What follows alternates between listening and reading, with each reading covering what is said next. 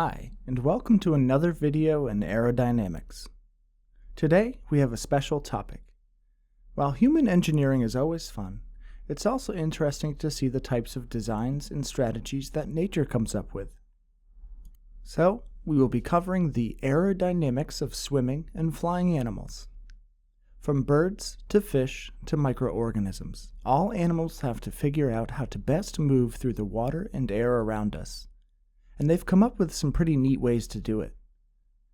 Specifically, in this video we will cover how nature differs from human engineering, the different strategies for producing thrust, a special type of thrust called lift-based thrust, and how drag scales differently for different sized animals. Let's jump in. Humans have been engineering special devices to traverse through fluid for some time now. We have propellers for underwater and air applications, and if we want to move on the ground, we generally use wheels. Now let's consider nature. To move underwater or in air, animals use fins or wings, and on land, we use legs. When comparing the two, we can find at least one primary difference. A consistent feature in human engineering is the use of continuous rotation to produce motion. That's because motors and engines are all very good at producing rotation, and we have things like bearings and robust materials to accommodate that rotation. Nature doesn't have that. Living organisms tend to use muscles to move appendages and joints to connect appendages to other things. This makes a motion that tends to be periodic, meaning back and forth. The necessity for periodic motion leads to some pretty interesting differences in how to approach aerodynamics and hydrodynamics. And so that brings us officially to today's topic, swimming and flying. It's how nature uses the tools available to move through fluid, typically air or water, which are the two primary fluids on the planet. And nature has all different kinds of organisms. There are whales the size of small buildings, birds that soar through the air, bees that work tirelessly, and even bacteria which traverse through microscopic environments. All these animals need to produce force in order to move. It's unavoidable. So, if we're interested in forces and fluids, we look no further than the Navier-Stokes Equations, our conservation of momentum. Here, we assume flow is incompressible and there are no external body forces acting on a fluid, both of which are pretty common assumptions for animal locomotion. This gives us this full equation set. Remember, there are three of these equations. You can replace the white variables with u, v, and w and x, y, z, respectively. However, we don't need to deep dive into these equations here. Just recognize that it is a primary balance of three physical things. With these assumptions, fluid acceleration can occur from either pressure forcing or viscous forcing. These are all the ways that animals produce force to move. Recall the Reynolds number, which tells us how relatively important viscosity is in the problem, and length and speed goes into the inertia component. If you're big or fast, viscosity is not so important. So, if you're a big flyer or swimmer, like a bird, a dolphin, or a whale, you generally can neglect viscosity forces. But for the really small stuff, like cells and bugs, viscosity becomes more important, and the fluid inertia on the left-hand side can be neglected. This gives rise to different types of propulsion. Let's review the flight balance of forces of swimming and flight. Consider a bird moving through the air. The rules of aerodynamics still apply here for steady motion. The lift needs to balance the weight, and the thrust needs to balance the drag. Note that swimmers often have it a bit more simple because they are generally neutrally buoyant. They only need to worry about thrust and drag. In engineering, the thrust producer and the lift producer tend to be separate, like a propeller and a wing. In nature, the thrust producer and lift producer are often the same thing. In this case, it's the bird's wing. As a result, we consider lift and thrust together, and the ways thrust are produced in animals is quite different from engineering. First, let's review the main mechanisms for producing thrust force in a fluid, and to do this, we have to revisit the physical interpretation of Navier-Stokes. Fluid acceleration balanced by pressure and viscous forcing. There are multiple ways to produce thrust directly through fluid acceleration. The first way is called added mass forcing. Picture a plate accelerating in a fluid. With that plate motion, some of the fluid will move with it. This fluid has mass, and that mass is being accelerated. As a result, force is created to counter this motion. Alternatively, we have direct momentum injection, like a torpedo. By injecting momentum into the fluid, you create a countering force to accommodate. This force can also be thrust. This type of propulsion is utilized by things like squid and jellyfish. Now we consider the pressure forces. These are the typical forces we have seen throughout aerodynamics to this point. If you move a plate at a constant velocity in a flow, the flow bends around the plate and creates a region of separation. This leads to a pressure difference across the plate, which we typically attribute to drag. If this drag is in the direction of motion, it is a thrust. This is common for paddles and oars, or animals like ducks or humans that use drag-based thrust. Similarly, lift can also be used to make thrust. If you have a surface that is producing lift in the most traditional aerodynamic way, and that lift is in the direction of motion, it's a thrust. However, this is the most counterintuitive of the mechanisms, and we'll dive a little bit deeper into it later on. Animals that use lift-based thrust are many fish, swimming mammals, and birds. It's one of the most common ways to produce thrust. Finally, for the really small stuff, we need viscosity-based thrust mechanisms. In low Reynolds number flow, in order to produce a non-zero net force, you need asymmetric motions, meaning fast in one direction and slow on the way back, or rigid in one direction and flexible on the way back. This is because at these low limits of Reynolds number, the flow is reversible, so you need asymmetric motions to produce any sort of net force. All of these added mass, momentum injection, drag-based, lift-based, and viscous-based thrusts are the main ways to produce force in a fluid to move. I find using lift to make thrust the most counterintuitive, but it is also one of the most widely used force generators. How can lift, which is necessarily perpendicular to motion, produce thrust, which is necessarily parallel to the motion? This is through something called lift-based thrust. Simply put, you use the lateral velocity of the lifting surface to tilt the lift into the thrust direction. And in our study of aerodynamics, this is not a new concept. Recall finite wing effects from a past video. If we look at the wing from the front, there is a low pressure on top and a high pressure on bottom. At the wingtip, this pressure has relief and flow goes from the bottom to the top. This results in a downwash, or a vertical velocity over the wing. The downwash combines with the forward velocity of the wing to change the effective velocity vector, which tilts the lift force into the non-vertical direction. In this case, it produces induced drag, which is a finite wing phenomena. For a wing of a bird or a fin of a fish, it's the same strategy.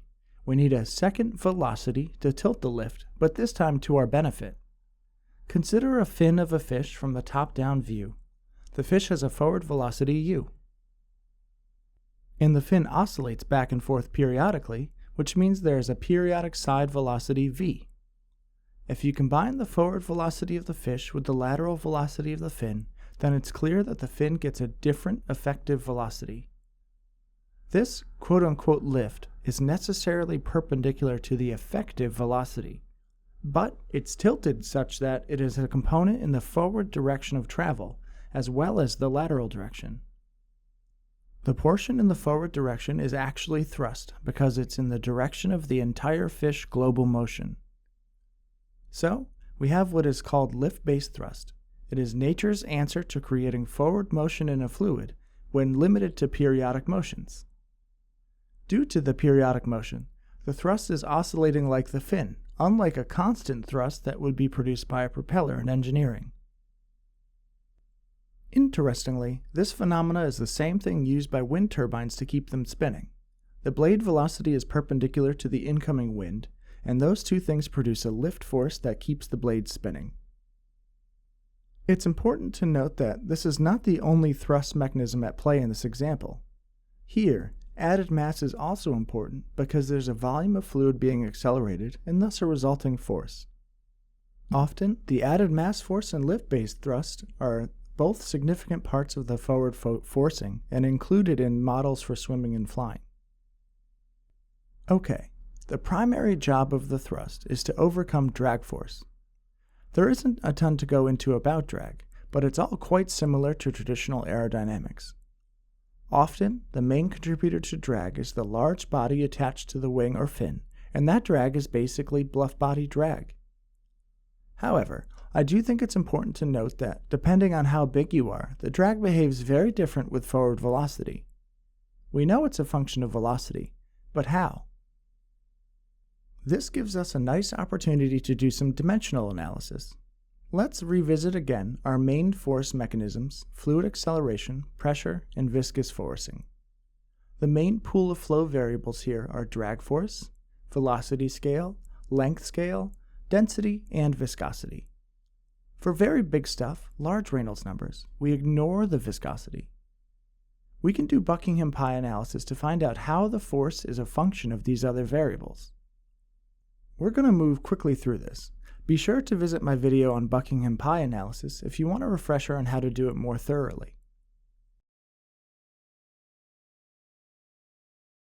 Start with the generalized equations with variables as the exponents. Transform this into groups of dimensions.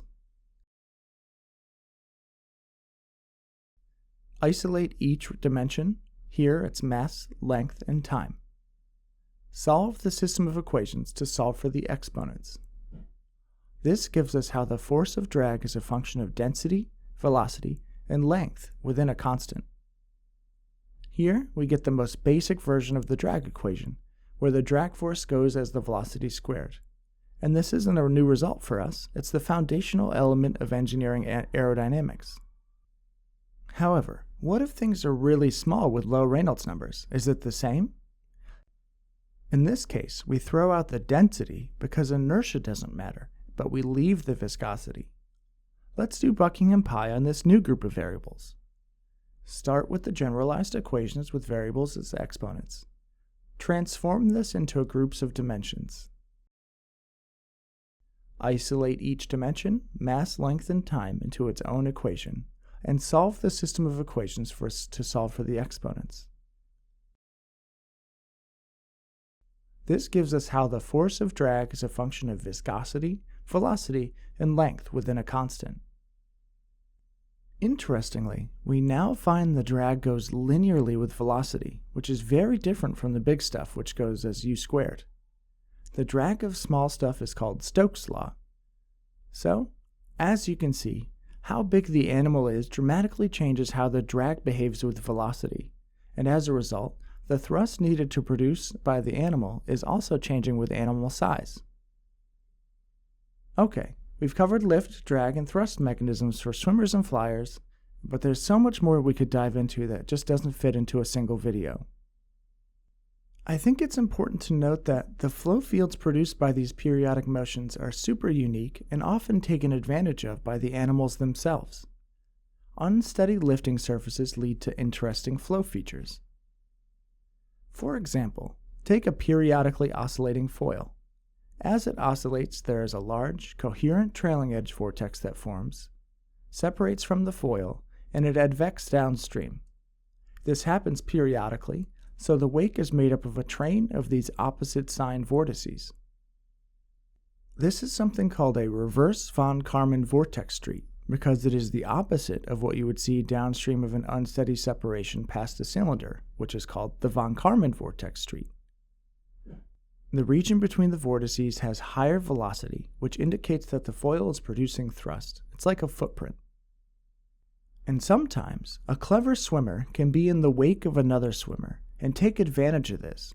It will space itself and time itself just right to hit the ideal parts of the wake so that it can get a performance boost. We see examples of this in schooling fish, or if you see in the sky birds flying in the V form. Also, the leading edge also produces interesting vortex dynamics. The leading edge vortex is a vortex produced at the front of the foil. In traditional aerodynamics, this vortex would grow and shed, and generally it would hurt flight performance and is undesired. However, animals are quite clever. The unsteady nature of the flapping wings and fins, and the highly three-dimensional nature of the flow, produces a relatively stable leading-edge vortex. This vortex can generate high circulation, and we know high circulation indicates high lift from Kutta-Joukowsky. In addition, some animals take advantage of the leading-edge vortex by interacting with older, shed vortices in flight. For example, a bee's wing often moves in a figure-8 motion back and forth periodically. As it moves, it sheds its leading-edge vortex, leaving it inside this figure-8. Then, the wing can circle back around, generate a new leading-edge vortex, but also hit the old leading-edge vortex from the previous cycle. There are theories that this vortex interaction actually produces greater lift and enhances the performance of the bee flight. All of these interesting flow features, and nature's clever use of them, lead to some pretty impressive performance. Despite the limitations of nature, no bearings and no rotary motors, they are often equal to, if not more capable than human design. We wouldn't often see a submarine go head-to-head with a whale, but in general, nature is better at us when it comes to swimming and flying efficiency, maneuvering, and stealth. The only thing humans have a comfortable lead with is in flying and swimming speed. We just have more available sources of high energy than nature does. And until nature figures out nuclear energy or combustion, we probably won't see supersonic birds anytime soon. In practice, we do more in engineering than just marvel at the animals. We try to learn from them and adapt their features into our own designs, called bioinspired design. And we often design bioinspired robots that can take advantage of this creative swimming and flying features or incorporate their features into existing designs, like a flapping drone or robotic underwater swimmers. Even microscopic swimmers are being engineered to use in drug delivery and medicine. And that's it. Let's review. We started by discussing how nature and human engineering are different, essentially rotary versus oscillatory motion. Nature still has to obey Newton's laws, and forces are still produced through accelerated fluid, pressure, or viscosity. This leads to a number of thrust generation mechanisms like fluid acceleration and added momentum, drag and lift-based thrust, and viscous-based thrust through non-reciprocating motions. We paid special attention to lift-based thrust, where thrust is generated through the tilting of the lift vector with a lateral velocity. Looking at the drag, we use dimensional analysis to show that, for big fast stuff, the drag goes as velocity squared, as in traditional aerodynamics. But for small stuff, drag goes linearly with velocity through the Stokes law. Finally, we ended with discussing how nature often exceeds our engineering capabilities, and we're constantly finding new ways to use it to inspire new design. There are seemingly endless things we have to learn from nature, and I'm excited to see where we end up. I hope you enjoyed the video, and thanks for watching.